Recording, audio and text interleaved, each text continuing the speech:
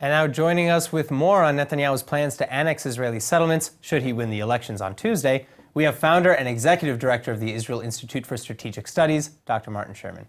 Dr. Sherman, thank you as always for coming in. Good to be with you again.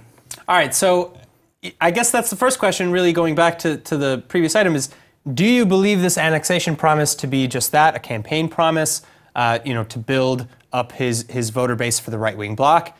Or do you really believe his words when he says this, that he's going to annex the West Bank? I think the jury is still out on whether Netanyahu is sincere about it.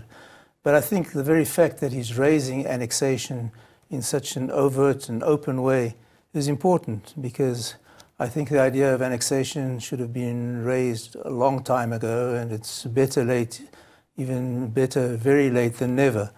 I think anyone who has even a rudimentary grasp of political science and geostrategy knows that if your point of departure is the future existence, secure existence of Israel as the nation state of the Jewish people, they know as a matter of certainty that you cannot divide sovereignty between the Jordan River and the Mediterranean Sea. There's no division of territory that can give Israel minimum security and offer the Palestinians a viable self-governing entity. There's just no such animal. But annexing the West Bank settlements, many of which are in Area C, some in Area B and A, these are that's a lot of settlements, and so we're not talking about leaving any space for a Palestinian state in this case. I mean, annexing these settlements in the West Bank, if you annex them all, you're annexing the West Bank.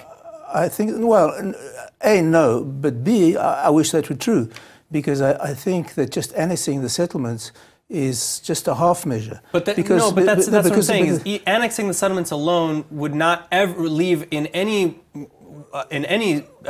terms a contiguous state that could be defensible or held by a Palestinian Authority, should there ever be one, as an independent state. That's not really true, because the settlements themselves occupy a very small percentage of the overall territory. But I think just annexing the territory is problematic. The only real change would be is the legal status of the settlements within the borders of the settlement. And then you have to ask, if you don't annex the rest of the territory and you leave that open for alien sovereignty, what about all the critical infrastructure that reaches the settlements? Well, who's going to have sovereignty over the roads, over the power system, over the water system? Well, but that goes back to what I said, is that with all of that under Israeli control already, and likely continuing to be so... There's this difference between having declared sovereignty over it and merely having it as a deposit until you can find a viable Palestinian partner. Two different things.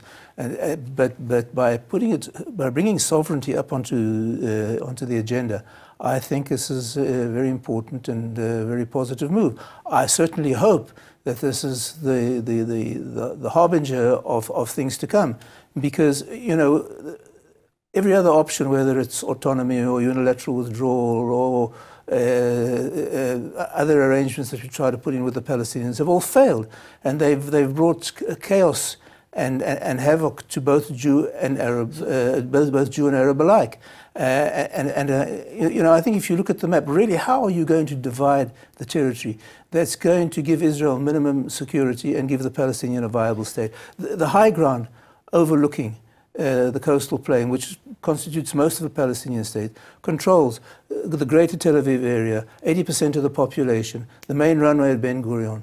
It abuts them at the Trans-Israel Highway and overlooks major power stations. How can you possibly transfer that to alien and probably hostile sovereignty? How can you do it? It's a waste of time. It's really trying to square the circle. And I hope that Netanyahu's statement about annexation signifies the dawn of a realization that we cannot give up. Of course, this leaves open the question of what to do with the Arab population, but I'm sure you know what I think about that. I know what you're going to say about that, yeah. Okay, well, as you said, this leaves a lot of questions yet unanswered, especially with Trump's ultimate deal still on the horizon and relatively unknown. So I guess we're going to have to wait and see what happens and how true these promises are and how possible they even are. And maybe a thorough discussion about, if you do annex, what do you do with the Arabs? And that's certainly another discussion which I'd love to have you back for. Dr. Sherman, as always, thank you so much for coming. Thank you for having me.